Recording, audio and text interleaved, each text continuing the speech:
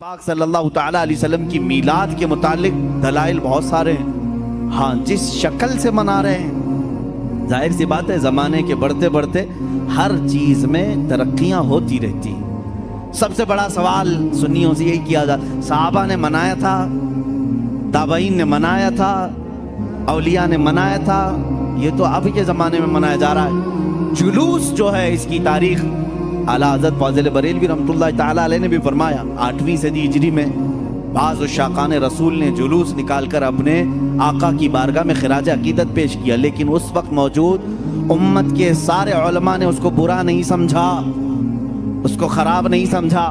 بہرحال میں آپ کو بتاؤں، صحابہ نے منایا تھا، یہ بار بار سوال کرتے ہو، تابعین نے منایا تھا، ارے میاں وہ تو روز مناتے تھے میرے آقا کی میلاد، تم تو 12 ربیع الاول سال میں ایک بار کر رہے ہو، صحابہ روز مناتے تھے۔ میلاد کا مطلب کیا ہے؟ جاؤ پوچھو، حسان بن ثابت ہمیشہ کہتے تھے وَأَحْسَنُ مِنْكَ لَمْ تَرَ قَطُّ عَيْنِي وَأَجْمَلُ مِنْكَ لَمْ تَلِدِ النِّسَاءُ، یہی تو میلاد مصطفیٰ ہے۔ اے رسول، آپ سے زیادہ حسین میں نے کسی کو دیکھا نہیں، آپ سے زیادہ خوبصورت کسی ماں نے جنا نہیں۔ یہ تو صحابہ میلاد نہیں منا رہے ہیں۔ صحابہ کرام حضور اکرم صلی اللہ تعالیٰ علیہ وسلم کے قصیدے پڑھتے تھے۔ اب آؤ ہجرت کا وہ واقعہ تو سنو ذرا۔ اللہ کے حبیب صلی اللہ تعالیٰ علیہ وسلم جب تشریف لا رہے تھے مکہ سے مدینہ طیبہ، 14 دن تک مدینے والوں نے انتظار کیا ہے۔ تم 11 روز سے انتظار کر رہے ہو، 12ویں شب آئے، مدینے والے 14 دن تک۔ جیسے ہی حضور مکہ سے نکل چکے خبر ہوئی، مدینے کے سارے لوگ ٹیلوں پر جا کر کھڑے ہوتے تھے اور انتظار کرتے تھے کہ وہ نور والا کب تشریف لا رہا ہے، رسول پاک صلی اللہ تعالیٰ علیہ وسلم کب آ رہے۔ مدینے والوں نے، بہت سارے لوگوں نے دیکھا نہیں تھا، دیکھنے کی تڑپ تھی۔ مجھے بتاؤ، آج آپ میلاد کی گھڑی کے انتظار میں بیٹھے ہوتے ہیں ادب سے، یہ انتظار ہے؟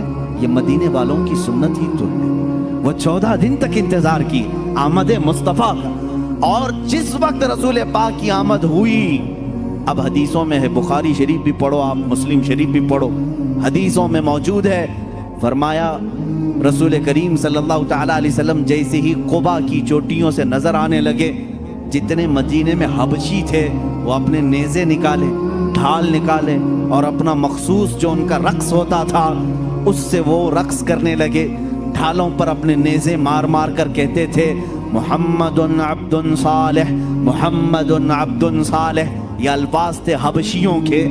اور اس کے بعد بنو نجار ایک خاندان تھا، اس خاندان کی ساری بچیاں اپنے ہاتھوں میں دف لے کر کے آئیں، یوں کہتی تھیں طلع البدر علینا من ثنیات الوداع وجب الشکر علینا ما دعا للہ داعی۔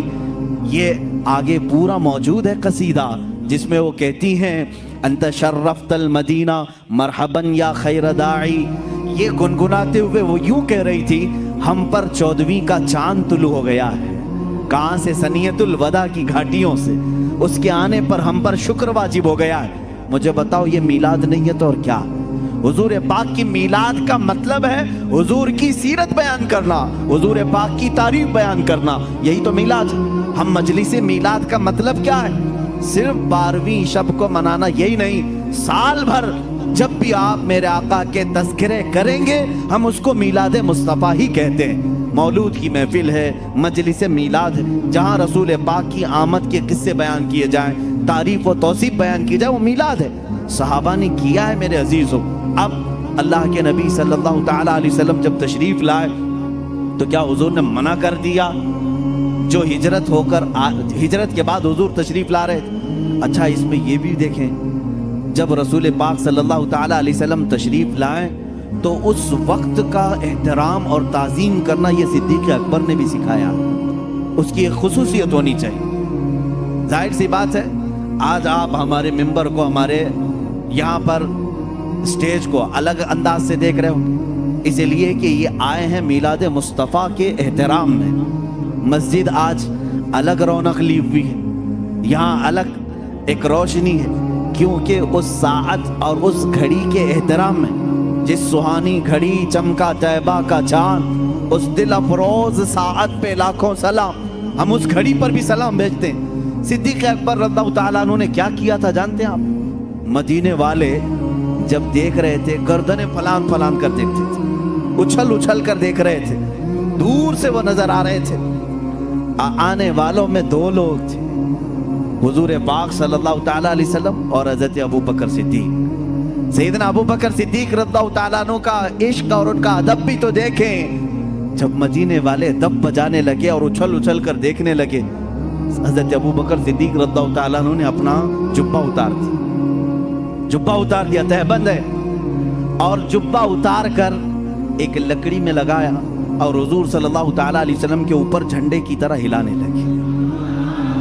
हुजूर पाक सल्लल्लाहु ताला अलैहि वसल्लम के चेहरे पाक के ऊपर हिलाने लगे। क्यों किया ऐसा उन्होंने, क्यों किया? यही तो हम भी कहते हैं, जब वो आमद मुस्तफ़ा हो तो हम लहराते हैं, लोगों को बताते हैं कि ये घड़ी आम घड़ी नहीं है। हज़रत अबू बकर सिद्दीक ने यूं किया।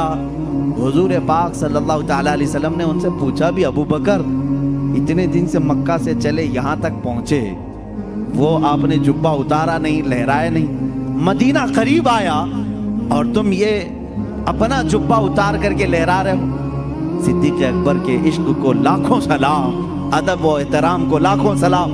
अर्ज करते हैं, आका बहुत सारे मदीने वालों ने आपको अब तक देखा नहीं, मैं ये सोचता हूँ कहीं वो गलती से मुझे रसूल ना समझ लें। मैंने अपना जुब्बा उतार दिया है ताकि मदीने वालों को पता चले आका और है, गुलाम और है। झंडे लहराते हैं तो पता चलता है आका तशरीफ ला रहे हैं। ये सिद्दीक अकबर ने करके बताया है, जब रसूल तशरीफ ला रहे हो तो झंडे लहराए जाते हैं, इसलिए कि उस घड़ी का अदब हो, उसका एहतराम हो। मदीने वालों ने देखकर ही पहचान लिया, जो लिबास उतार कर आ रहा है वो गुलाम रसूल है, और जिसके सर पर झंडा लहरा रहा है अगर से जुब्बे का हो वो मोहम्मदुर रसूलुल्लाह है।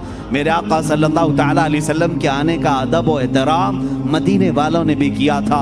अब मैं ये कहता हूँ कि जिसे मदीने वालों की खुशकिस्मती मिली वो मेरे आका की मिलाद मनाएगा और मदीने वालों में उसका हशर भी होगा, क्योंकि मेरे आका ने फरमाया है, मन तशब्बह बिकौमिन फहुव मिनहुम, जो जिस कौम की आदत को अपनाएगा दुनिया में, क़यामत के दिन वो उसी कौम के साथ उठाया जाएगा।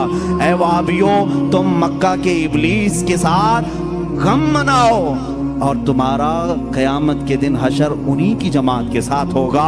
हम आज कुमकुमे भी लगाएं, झंडे भी लहराएं, 12वीं शब को अलल ऐलान कहें कि आई नई हुकूमत, सिक्का नया चलेगा, आलम में रंग बदला, सुबह शबे विलादत, हम इस फख्र के साथ कहेंगे, इसलिए कि मदीने वाली कौम के तरीके पर हमने किया है। और रसूल ने फरमाया, जो जिस कौम की मुशाबहत करता है क़यामत के दिन वो उसी के साथ उठाया जाएगा। फख्र करो, क़यामत के दिन इंशाअल्लाह हम सब मदीने वालों के साथ उठाए जाए।